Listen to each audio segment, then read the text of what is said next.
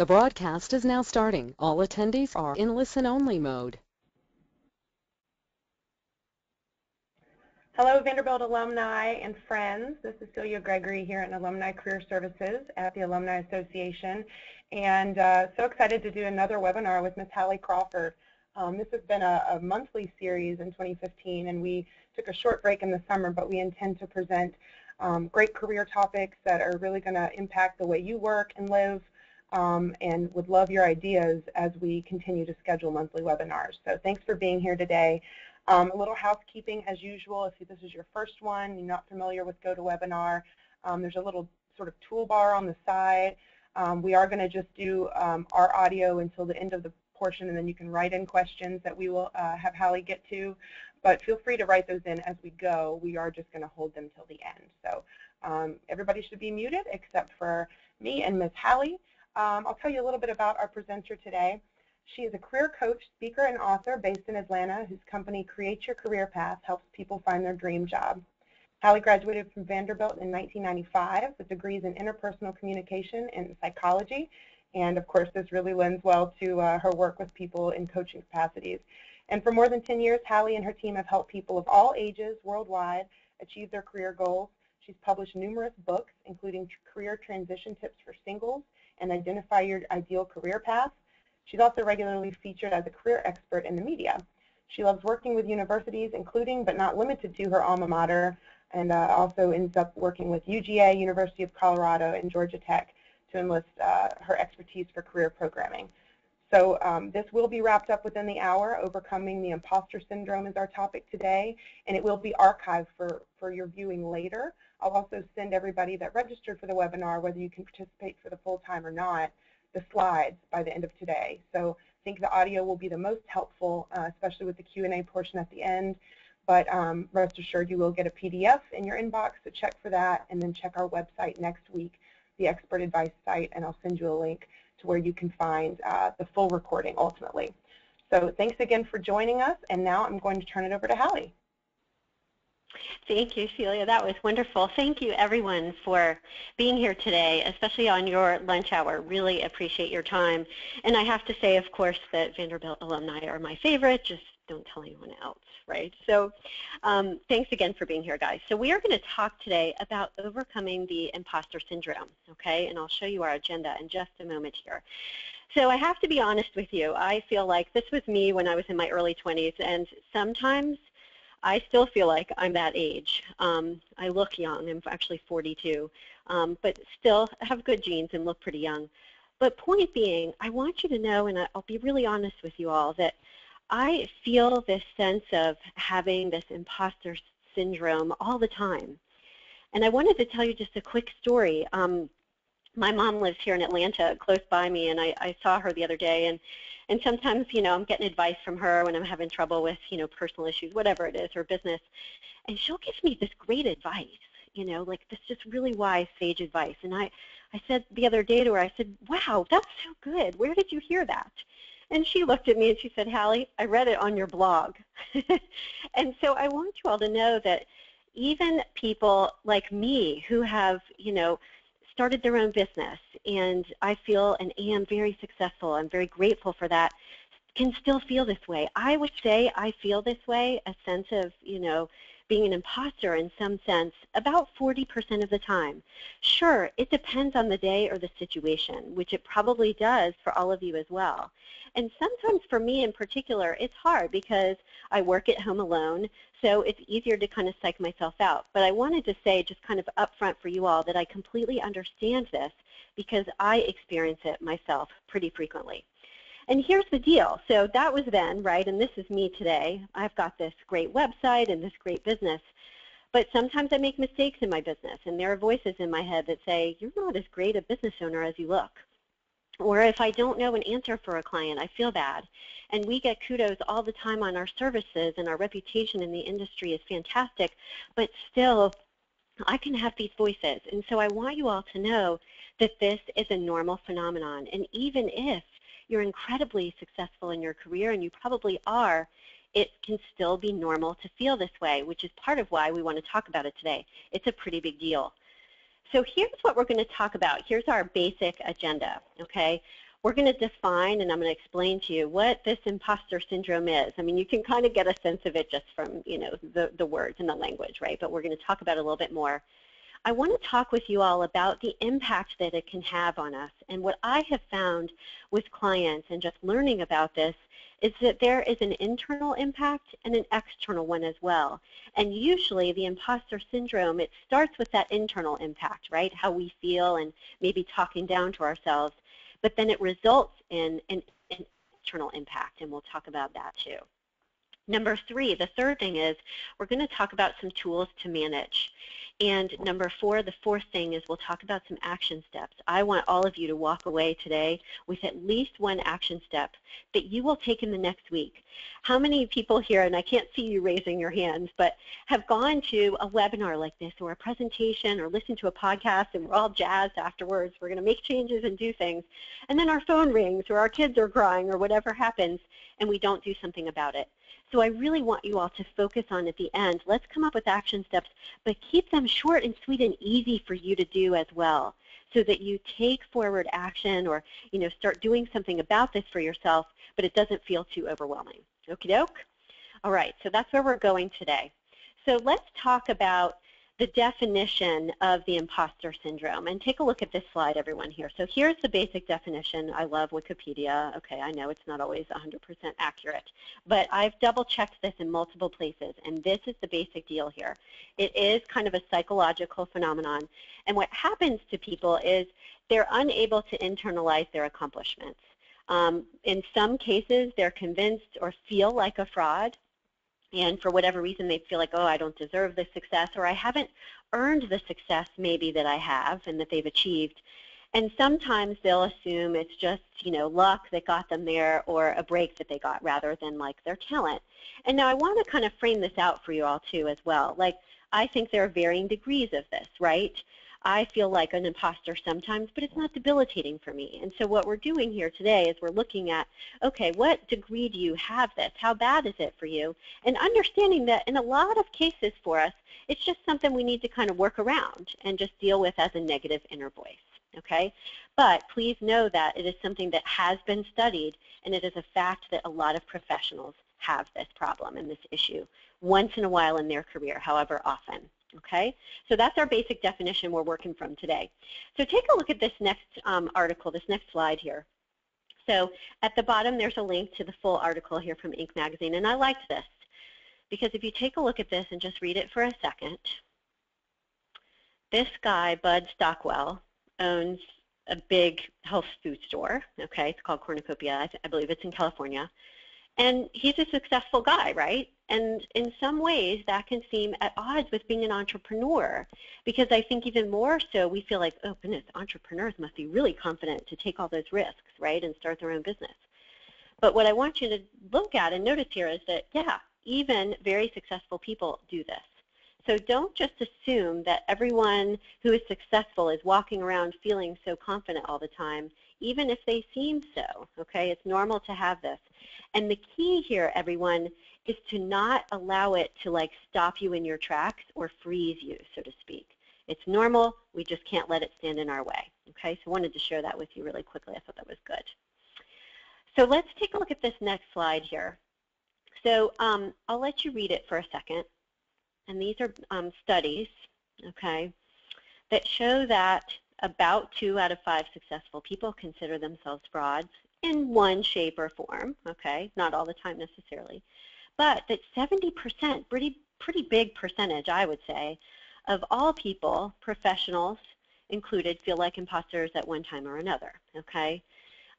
So again, just understanding that this is a normal thing, it's common, and not to beat up on yourself about it, okay? So I wanted to share those statistics with you as well. It's kind of high. And then take a look at this slide, and then we're going to go into, in just a second here, the internal impact of what happens. Okay, so we're talking about defining it here. So there were a few books when I was starting to research and look at this to help my clients with the imposter syndrome. Several books I wanted to suggest to you, which are helpful, are these. And by the way, Celia will be sending, along with the audio and the PDF of the PowerPoint today, links to Amazon where you can purchase these books. But I want you to notice a couple things. I'm going to point a few things out here. So first of all, the one I personally like best is this one I'm circling over here with my mouse, Taming Your Gremlin. I use this with all of our clients, and my coaches do as well. It's a very simple, and haha, it says that on the book, it's a very simple way of dealing with any negative inner thoughts that you have, including the ones, that you feel like a fraud or an imposter, but other ones as well. And so I like this one sort of as general, hey, I need to build my confidence, and I've got some negative thinking going on. Really simple method of working on that, Taming Your Gremlin. And then these other three are helpful as well. And, the thing that obviously struck me, and it probably is for you too, is at least these two on the right-hand side, they're talking about women. Now, here's what I find. Is the imposter syndrome just afflicting women? No, we just saw Bud Stockwell. Okay, he could be an example too. So I don't think that it does. But I will say that more frequently than not in our coaching practice, when we're coaching men, a lot of times they don't have as many of these negative inner voices. So that's a little bit of a generalization. And there's definitely, people, both genders, I think, suffer from it.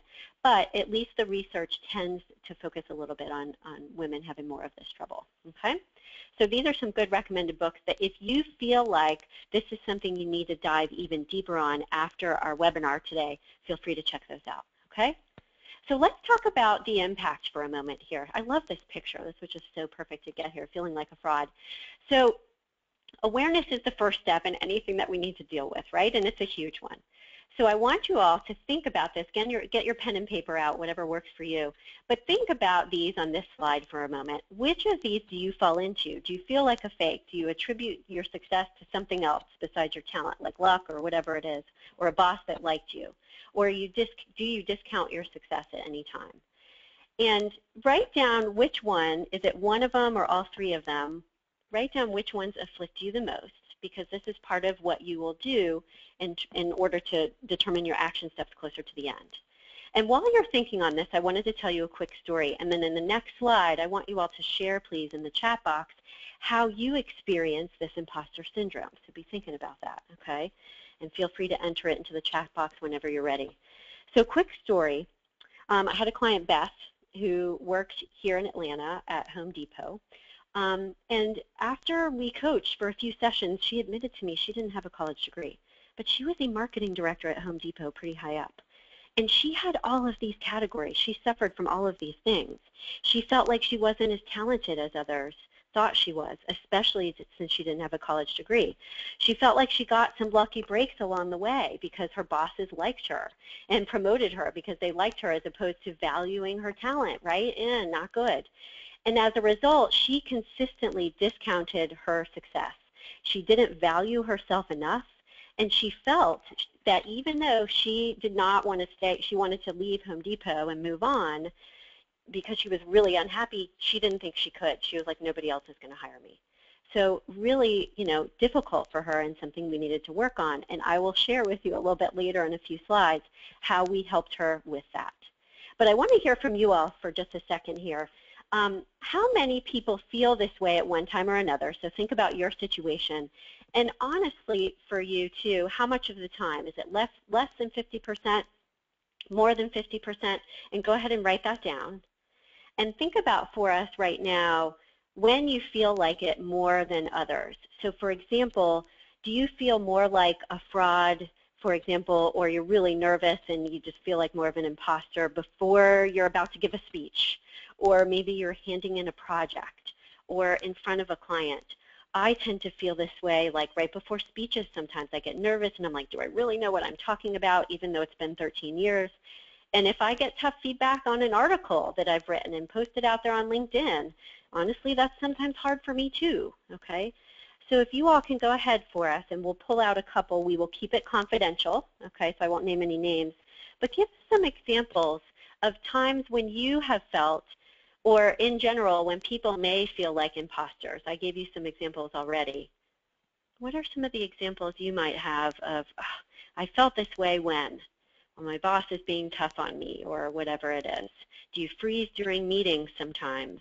Do you sometimes work too hard on a project, or you're being a perfectionist about something because you're so worried about it being wrong? So go ahead and write those in if you feel free, if you feel like sharing. I'll give you a moment, and then we'll keep moving, and we can talk about them over the course of things too. Anybody have one they want to share? Okay. We may have some people that need to think about it, and that's totally fine.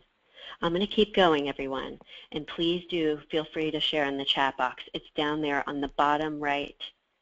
Oh, well, they're in the question box. Okay, sorry, guys. Hold on one second. I need to figure out where that is. Celia, for some reason, I'm not seeing them.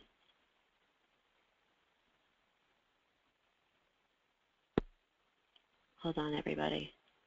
Okay, I'm going to ask Celia to. Sorry, yeah, I was like popping it out myself. We have several, actually, and I can summarize a few. Yeah, awesome. Maybe somebody has said that they feel this way about 25% of the time, but especially when applying for jobs, if you don't meet 100% of the job requirements, maybe you're hesitant to do that. Yeah. And other people said that as well when you're bidding for contract jobs or applying for jobs. Somebody said when you don't go home to your family and talk about your job, maybe that indicates feeling like an imposter. Mm-hmm. In the middle of a project, you can sometimes have those feelings of doubt. And trying to re-enter the workforce, for sure. Trying to articulate years and years of experience, but after an extended break. Oh, I love that. Those are so good. Thank you, everyone, for sharing. And I promise I'll figure out where the question box is, too. But, Celia, when we get closer to it at the end, if you can do the same thing with questions, that'd be great. Sure thing. Yeah. Yeah. I just downloaded Windows 10 on my computer, everybody, too. And so it's like, whoa, technology all over the place. So those are absolutely great examples when you don't have every single thing. And what you need to notice is that those are all, like, in some cases, everyone, okay, what you're thinking may be accurate, and I want to point this out for a second before we keep moving because it's important. So in some cases, yes, you may not be fully qualified for that job, okay? You may not have every single line item on there. Or in other cases, like turning in a project or whatever it is, maybe there is a mistake or two in it, okay? And the point here is that we can't discount reality. It's not about saying, oh, this is true, I'm qualified with, every single line item. That's not going to help because that's just being Pollyanna and discounting what's true. What you need to realize for yourself and start to kind of say back to yourself is, look, those, if there's a spelling error in my project or whatever, it's not the end of the world, and it doesn't mean I suck at my job, okay? And the same thing with applying for a job. Just because you don't have every single thing does not mean that you wouldn't do that job really well. So sometimes, everyone, you have to be kind of a little like sly about this, or a little more detailed about how you handle these negative inner voices. It's not just about glossing over what is reality for you. It's realizing, okay, what's not reality, and separating those two things. And if you all have questions about that as we go along later on at the end, feel free to ask. But I wanted to point that out because it's important. Okay, so let's keep going here. So what is the impact that, the imposter syndrome has on people? I've got to tell you, when we are talking with, new clients for coaching, 9 times out of 10, seriously, it's almost every single time, clients will tell us they are their biggest obstacle in terms of their career, whether it's making a career move, whether it's doing well in that interview and they're nervous and they're freaked out. Usually they say it is not some external thing, like I don't have a degree or whatever it is. 9 times out of 10, it's an internal thing, and that internal dialogue that we have that can be so negative and makes us too fearful, and we don't act as confidently, for example, as a result. Okay, so again, you're not alone. It's very common and typical. So let's take a look at this slide. Yes, this is pretty funny with the nose and the, I had to have this because I thought it was cute. So talking about the external impact. So remember, just a few minutes ago as we were talking about the internal impact, okay, and those negative inner voices that we have. What happens to us as a result kind of externally, okay? So here are some examples over here. And Celia, if you don't mind, I would love to hear from people in the chat box again. If you can wait for people to submit and then just kind of summarize them, that would be great. Take a look at these examples over here on the right, everyone, and I'd love to hear from you all. what happens to you? What do you think happens as a result of doing this or having this issue? Do you not apply for the job? Do you mess up in the interview? Do you not go for that promotion? I did a speech a couple months ago to a group, Women in Biology, here in Atlanta, and a lot of them, they were all, a lot of them were professors and in research at universities. They wouldn't submit papers to conferences or journals, so that's just another example. You may understate your experience or skills. And here's something that's really interesting I want you to notice at the bottom, these two, everyone. People who have this can have higher stress because they're walking around feeling like, I don't really know what I'm talking about and what I'm doing. That's stressful for us. And in some cases, if you look at this bottom bullet point on the right, we might over-prepare for tasks. I've heard this from a lot of clients. One of the things they struggle with, they tell me, is perfectionism, because sometimes they feel like, oh, I don't really know what I'm doing or whatever, and they take more time than they need to prepare for something. Perfectionism can be great, right, because it helps us do our best at work. It's not like we want to get rid of it completely, but it needs to be in balance, because if we're constantly over-preparing for things, we're wasting time, perhaps, and ending up not spending on time on other things that we need to, and that could cause us to be stressed out, okay? So there's also this kind of internal impact in terms of stress that can happen too. And one of the things I wanted to suggest to you all, and then if you would please go ahead and start entering into the chat box how you feel this impacts you. Does it scare you during an interview, whatever. But one of the things you can do is you can work with a friend to identify 2 results or negative impacts you experience. This is a good exercise to do sometimes even with coworkers that you feel comfortable, sharing with and have a trusting relationship with, to see how you come across at work. How confident do you come across on a consistent basis? Do you ever seem like you feel this way and it's coming out during the course of meetings or, while you're working on a project? I find it can be really helpful to work with someone else to give you that objective feedback, okay? So Celia, do we have any? Yeah, good. We do. Yeah, we have great stuff, and a lot of it I'm sure applies to multiple people, so I want to sort of read as many as I can. Several people said it holds them back from even going out for that next job. They might not want to quit a job that they're not enjoying because they're afraid the next employer will find them out, quote unquote. Also downplaying education and experience, maybe in new connections or in the job scenario, just sort of being modest about what you're capable of doing. Also not speaking up in meetings or deferring to somebody else that you think maybe has a better answer than you. Definitely not speaking up in other scenarios, group and team settings. This is a big one, setting lower expectations for a project with others so you know you can exceed them.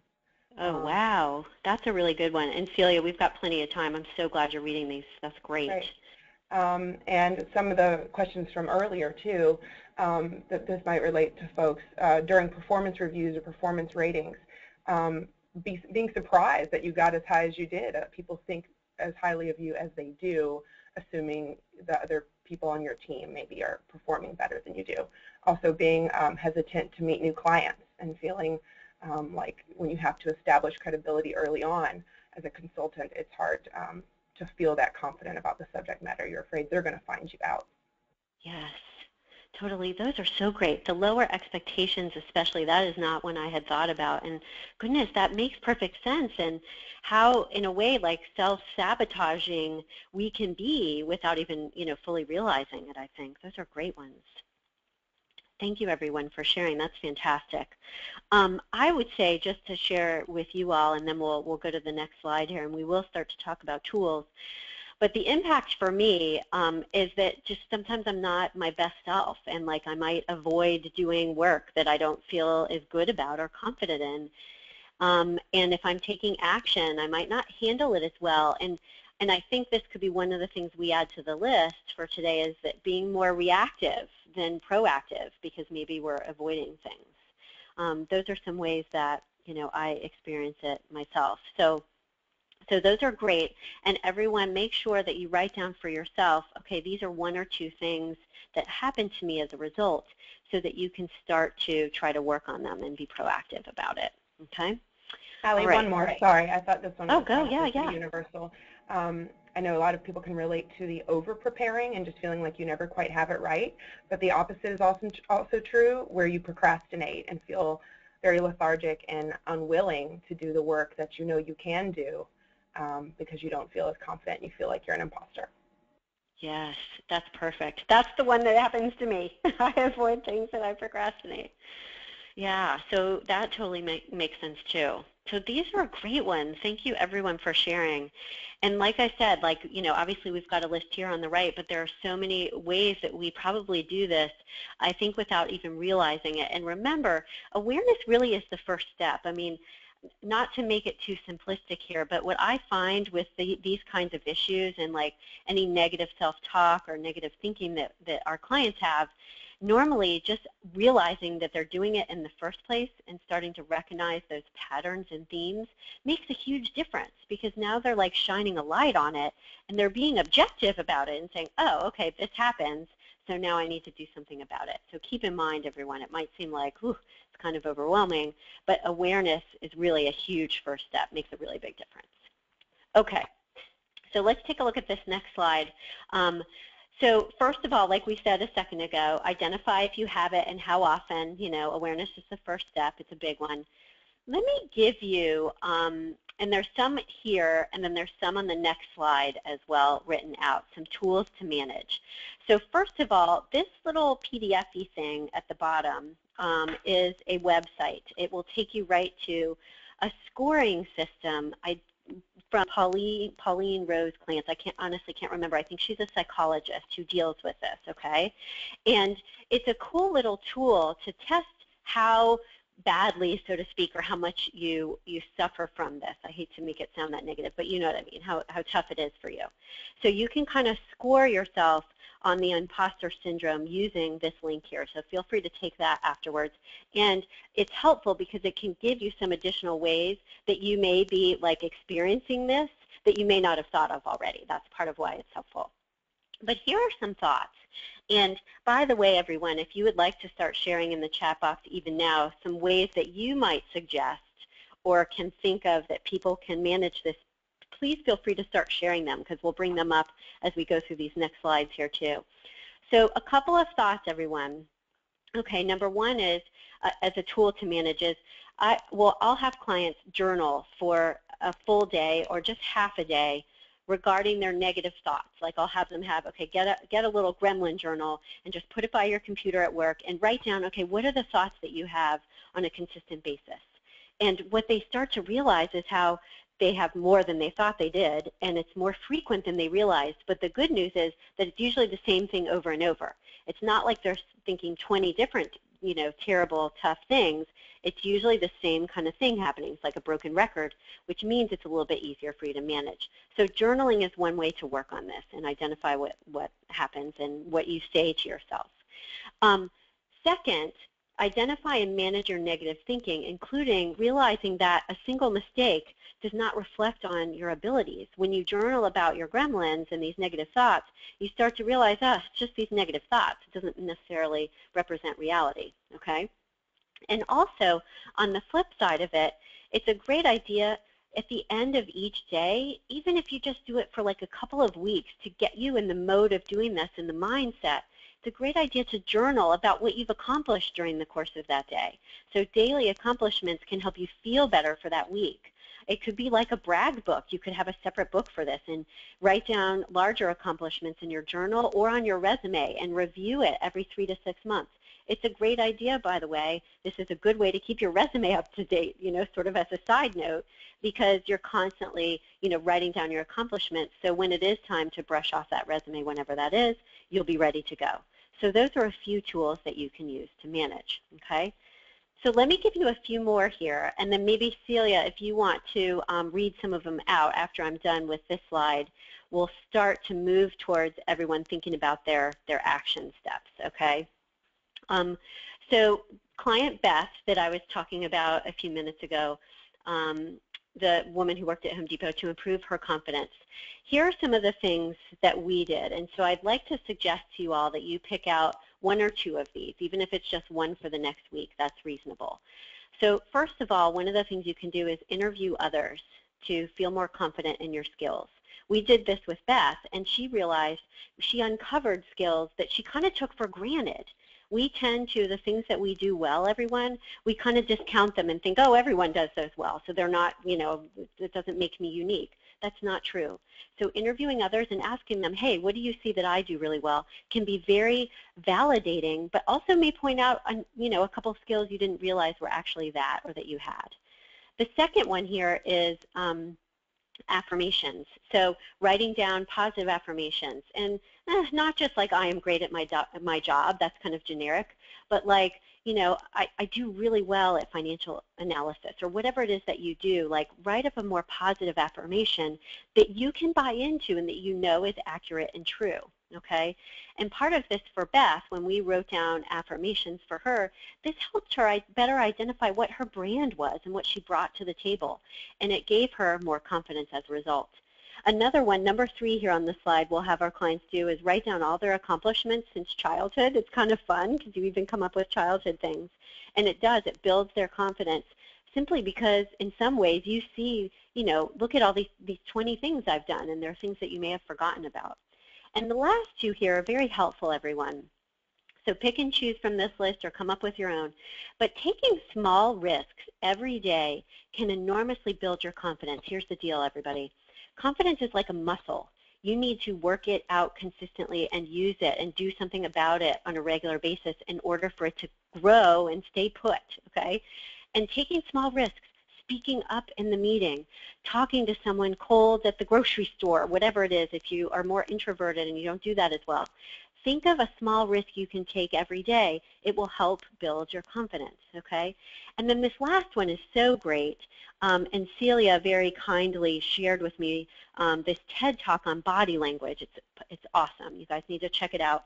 And it's about physical body position at work, but also personally, okay? It's about standing when you need to feel more confident when you're on the phone, sitting up straight, and how body movement supporting our emotional changes are a big deal. There's a little bit here, everybody, of fake it till you make it. I did this before. I mean, it might sound crazy, but when I was in a job a long time ago that I felt I was in over my head completely, I just went in there and I was like, okay, I'm just going to pretend like I can do this. And it caught up with me. Eventually, I learned what I needed to learn. I figured it out, and the confidence was there as well, okay? So this TED Talk here is great about how your body language can shape who you are. So it's tone and volume. There's power poses. It's posture and leaning forward at the table when you're talking to someone and looking people in the eye each time, okay? So these are some ways that we worked with Beth in order to make her feel more confident. By the way, guess where Beth is now? She is in Chicago.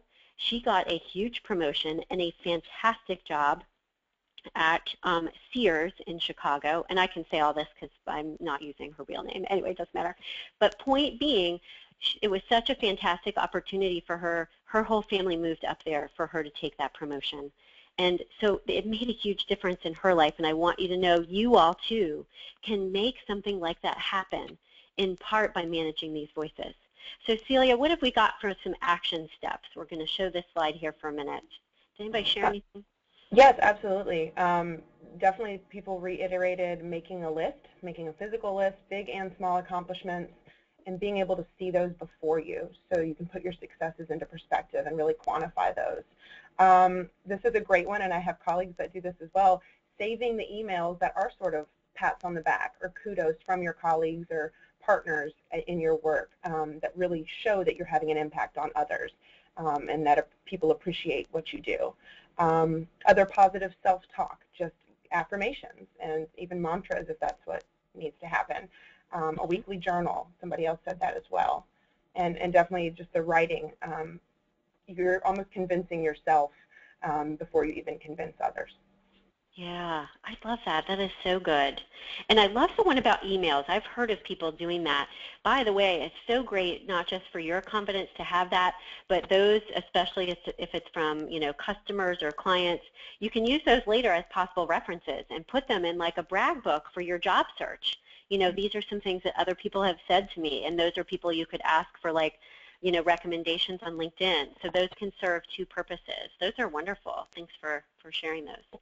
And there's one more that I love. Sorry, I imagine myself as I read this. Imagine what childhood you would think of you now, and maybe sort of have some pride associated with that.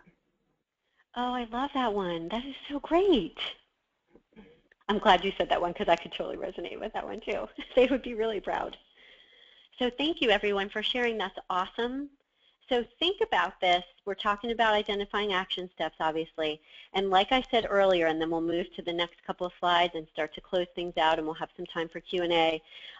Brainstorm ideas with others if you need, help with this, but also based on their feedback. Like I said, getting feedback from people. Hey, do I come across as confident in my personal and my professional life? Why or why not? What do you do? Do you have mannerisms maybe that, is not that power pose? And then think about either one or two action steps in the next week, whatever is reasonable to you, okay? So really quickly, let's move to the next couple of slides here. So two things I wanted to share with you briefly. If you need additional assistance, feel free to go to our website. We've got some low-cost products there. I'm happy to talk to you about career coaching if needed. We do a complimentary consultation. And we have got, I'm very excited to offer our Defining Your Dream Job Commodore Career Intensive coming up. It's September 23rd. This is an amazing program for those who need help defining their career direction, okay? It's exclusive for Vanderbilt alumni, the exclusive low price. You'll see that at the bottom just for Vanderbilt alumni, and it will only be alumni in this group. It's fantastic. People give rave reviews about it. Please feel free to check out the site there. If you have any questions you want to ask about it beforehand, feel free to contact me. I'd be happy to answer anything, okay? All right, so I want you all to kind of sit back here for a second. This is our last slide for today, and we'll open it up to Q&A here for a moment. What will be different tomorrow as a result of today? So you've got your action steps, and feel free to share anything else in chat that you want to right now, and also go ahead and start asking questions in the chat box if you'd like. But what I want you all to realize and get by asking this question is it's not just about the action steps, right? It's about what perspective are you going to take that's different about yourself, your talents and skills, your experience, and how successful you are so far. So not just about those tangible things, but what's going to be different kind of in your head and how you view yourself as a professional.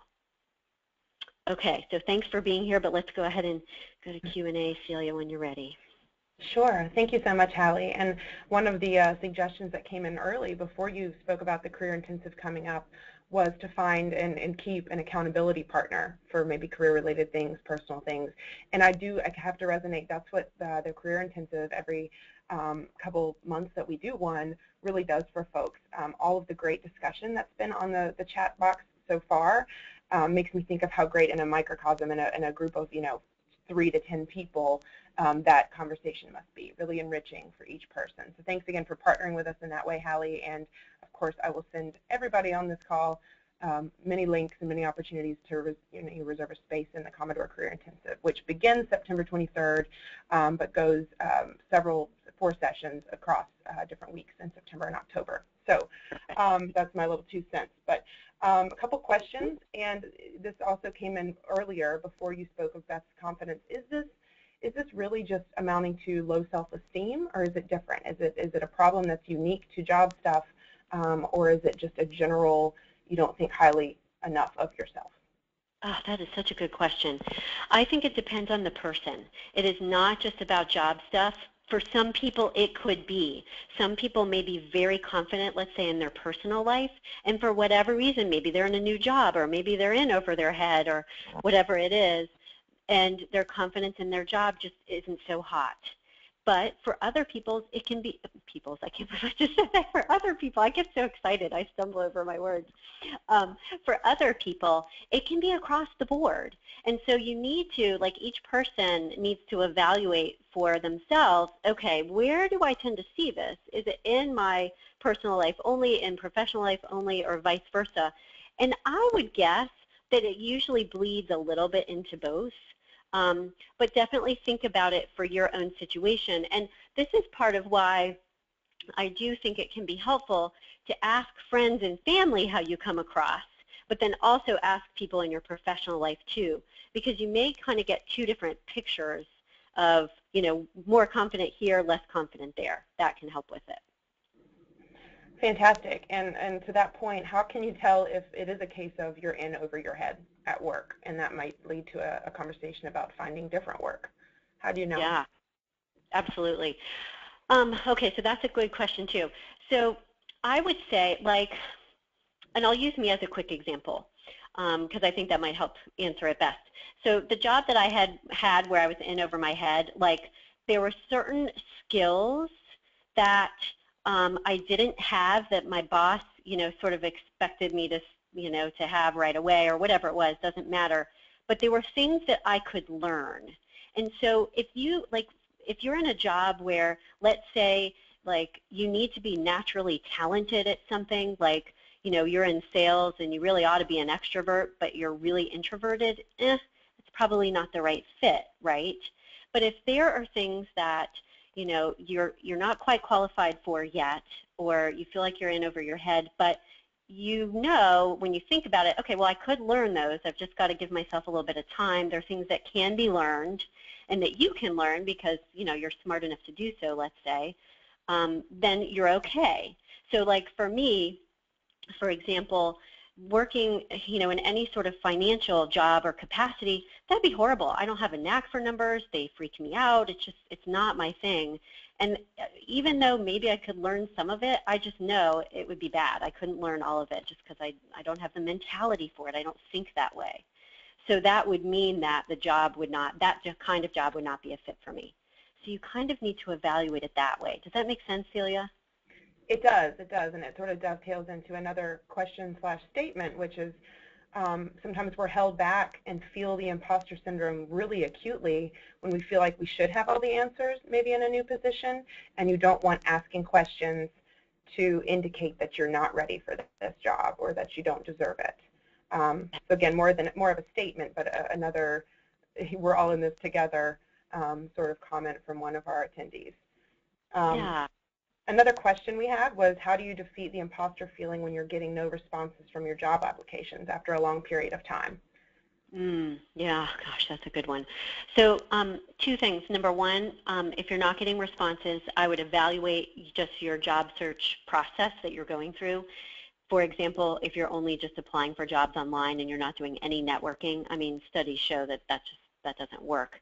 70% of jobs that are secured out there are landed through the hidden job market, which is networking or recruiters, unpublished jobs. So you do need to look at what you're doing in terms of your process. Second, are you applying for jobs that you're actually qualified for, or is it a little bit of a reach? And you should kind of understand, well, okay, I'm reaching a little bit because it's a step up that I want, so it makes sense that I'm not getting those. A third thing I would suggest is get some feedback, just kind of objectively on, are you qualified for the jobs you're looking for? Get some feedback maybe on your resume, because it could be that's going on, and is it formatted correctly? Do you have the right keywords in it so people are identifying you? There could be a myriad, a lot of different reasons that that's happening. And in terms of not feeling bad about yourself as a result, is realize that it may not be about you as a person. It probably isn't. It could be about your resume. It could be about you're just not networking enough. Maybe you're not applying for enough jobs to put yourself out there enough. So don't have your first reaction mean that it's about you, and get into action about it in problem-solving mode, and that will help you get out of the beating on yourself, so to speak, mode. Fantastic. What if you're overqualified for jobs and you're sort of settling to remain in a certain location? Yeah. I guess, how does this pertain to the imposter syndrome? It's kind of, would it be kind of like the inverse, maybe, something like that? Yeah.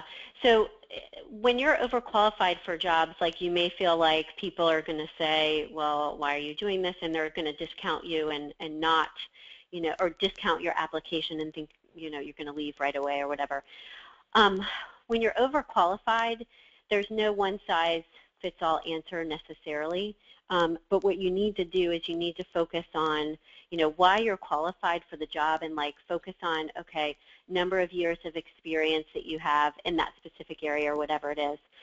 And I'll be really honest with you, like I'll just give one quick example. I had a client once who had her PhD, and she felt that was hurting her job prospects because the job she was looking at and applying for didn't require it, and she was getting feedback from people, she's, you know, overqualified, too smart, whatever.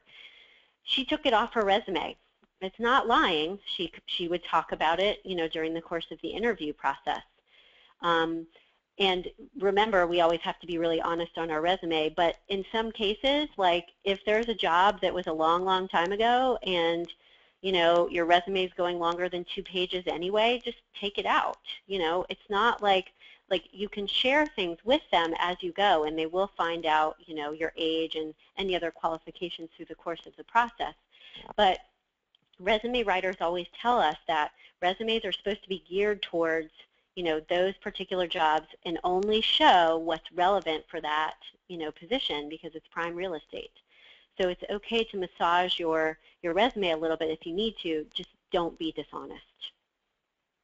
Fantastic. I think we have time for one more question if anybody wants to pipe up. We had so many great suggestions about action steps, and most of which I read, but I should say, you know, this has been probably our most engaging webinar, and I can tell that this topic really resonates with you folks. And Hallie mentioned that it does with her other clients and alumni of other universities too. So I think it's one key takeaway of even joining this session is that you're not alone, and you know, maybe we can help each other, whether in an accountability setting, as colleagues, fellow alumni, friends, definitely family. Like Hallie's mom needed to remind her that she wrote that wonderful piece of wisdom. Just know that your alumni community really is strengthened by helping one another. And our VU Connect, our career advisor network, is chock full of people that want to help you and in some cases remind you that you're a really smart and awesome person.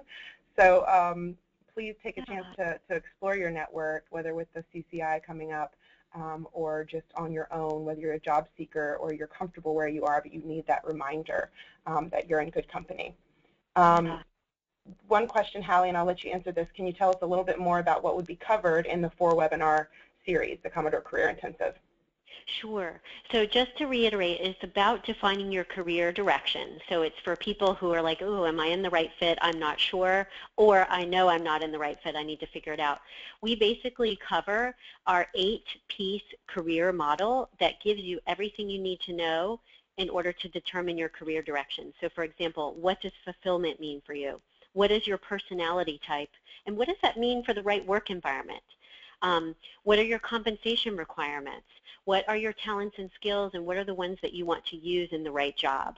So we go through that model as a step-by-step process to help you look at each piece and say, okay, this is how I kind of paint the picture of the ideal job for me. And by the end of it, you've got either a couple of options or you've narrowed it down to one. There is one call included in the 4-session webinar series with me. It's a big deal because on that call is when we typically narrow it down and people are good to go. They know what they want to do. But that's the basic gist of it. It's looking through that model. And those are the things that we have found over doing this for 13 years, that if you look at all of those pieces on the model, you are going to know what the right fit is for you. For the rest of your life, rest of your career, pretty much. I hope that answered. Well, I'm excited about the Career Intensive, and I hope some of you listening are. We are coming up on 10 till 1, and this was intended to be a 45-minute webinar, but thank you so much, Hallie, for all this great insight, and thank you all for attending. I will be sending out the slides shortly, and to confirm the video, the full video with the audio content and everything you just heard, will probably be on our expert advice website by next week, if I had to guess. But just keep checking back there, and you'll also find links to the Career Intensive there. So thank you so much. I hope all of you have a great rest of your day, and go forth. We appreciate all of your interaction, and look forward to helping you in the future if we can with the Alumni Association. Thanks, Hallie. Thanks, everybody. Have a great day. Bye-bye.